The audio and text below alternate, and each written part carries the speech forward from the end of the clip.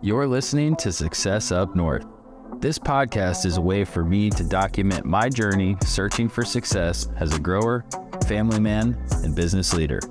I'll link with other leaders to highlight how they manage to do the boring work consistently and create their own version of success. Success is relative, but to me, it means relationships, families, teams, products, and solutions that get better every day. I'm grateful for you tuning in. Good morning. It was tough for me to get going this morning. I woke up at my normal time, but I was fighting it the whole morning throughout my morning routine. It's kind of humbug type of feeling, but I'm working through it on Collins right now, almost at the farm. Got quite a bit on the agenda today, as per usual. Got testing coming. Cambium will be out to take compliance on a 50-pound batch of white runts. We've got trellis to put on in the indoor and big leaf and scriplins removal today. Just trying to get some light penetration in there. Didn't get it all done yesterday, so I'll probably be doing some of that in the afternoon today. We have a half day for most of the team. They're going to take off early and get out of here. Save a little bit of labor and also give them some time off. The greenhouse, probably need to do some pruning and some up-potting today. Get some of the 2-gallon pots into 5-gallon pots and shape some of the larger mothers so that we've got a nice even canopy as we continue to build those mothers out for, their mass cloning events here in a month and a half. It's coming quick. 6 weeks till we start taking big cuts and a lot of cuts off of, hold on. No, not 6 weeks. Sorry. 8 weeks to 10 weeks. My math's a little jacked up. Not really going hard until about May 10th, May 15th, when a lot of those cuts are being taken. So my math's a little bit off. Like I said, it's Friday, but it feels like a Monday.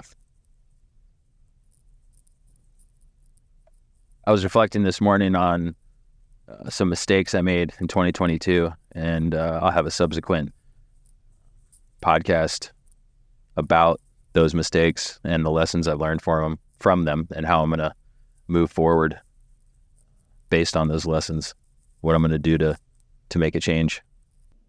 Looks like the freezers are doing good this morning, but man, it is cold. Should have worn my thermals. Checking those freezers every morning can be, freaking brutal, especially with this much snow. So that's looking good. I'm going to go down here and check propagation here in a second. We took over 400 clones yesterday, and they were looking really good last night. So I'm excited to see how they're tracking this morning. And we'll get after it. One of the challenges we ran into yesterday is we had a problem with the photoperiod in the indoor. Yesterday when Dave and Alex showed up to spray the greenhouse, they checked on the indoor crop and it was 6:15 and the lights were on. So in the past week, we've increased the light intensity in there, ramping up from like 85 to 100%. We probably should have done that earlier. That's definitely a lesson and something we learned from. Secondly, whenever the individual that turned up the light intensity on Tuesday did it, it seems that they also fat-fingered, for lack of a better term, the button next to the save button, which makes the graph and light cycle change. So that's the only way I can figure out that it got changed. Like, how else would it have gotten changed? No one else would fuck around with the light schedule ramp up and make it be almost a 24-hour day. So we had 2 days, Tuesday and Wednesday, of a fucked up photoperiod. We're only in week 1 of flowering, so we'll see how it progresses. I have a strong feeling that we'll be okay, but the question is, what are we going to lack because of that event? Hormones do change when plants get subjected to different light cycles, and it'll be really interesting to see what happens. I think lesson from there is we really can't allow multiple people to change the settings on the TrollMaster.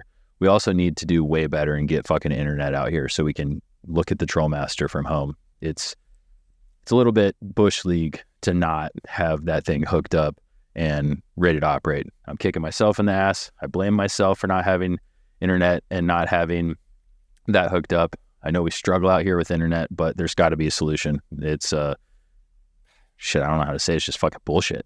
We've got to be able to see those things from home.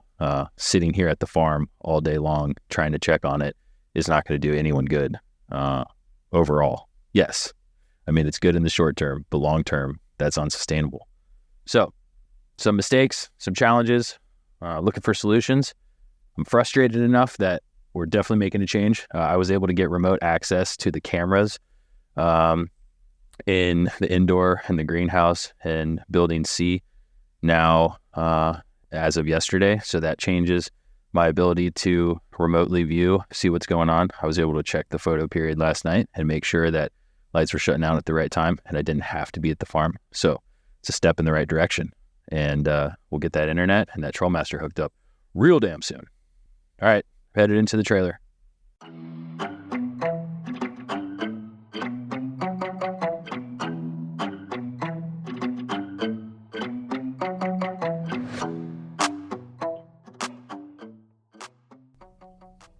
Got a lot on the agenda today.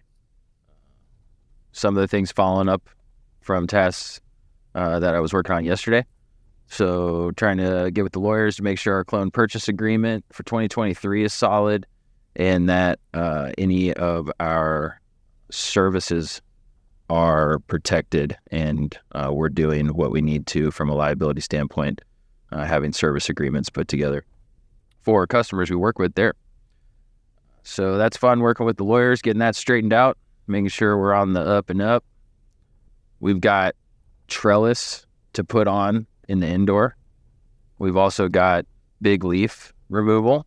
We're going to do just a tiny bit of plant maintenance and pruning to open up a little bit of the canopy for airflow and for light penetration purposes, get down to those lower bud sites or node sites, what will be bud sites.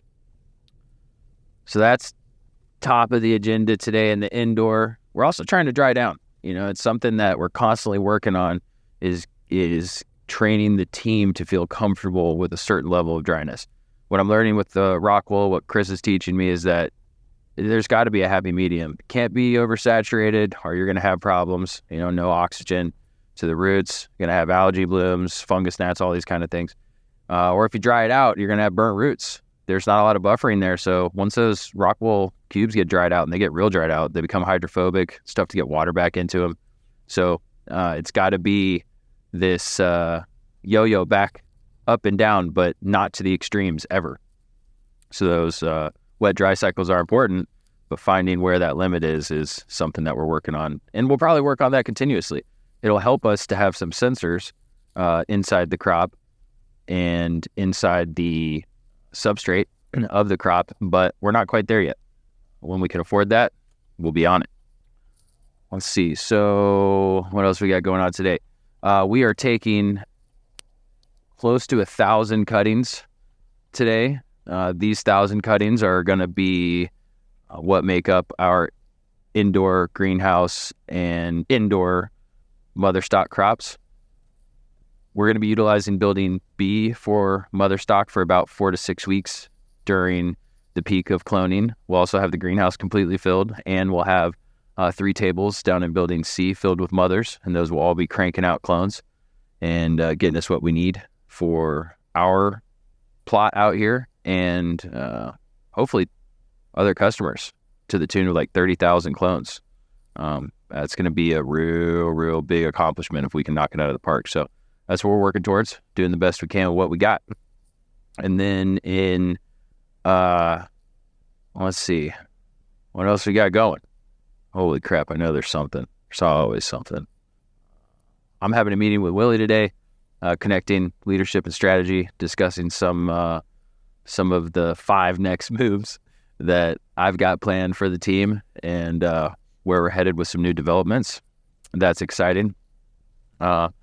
Also trying to understand and spend time with Chris related to 2023 outdoor planning. We're at that point now where if we don't really hit it hard on nailing some down some particulars here in the next couple weeks, we're going to struggle with getting some things done infrastructure wise as it starts to get warm. That's one of the things about Michigan. Can't do any preparing until about mid-April.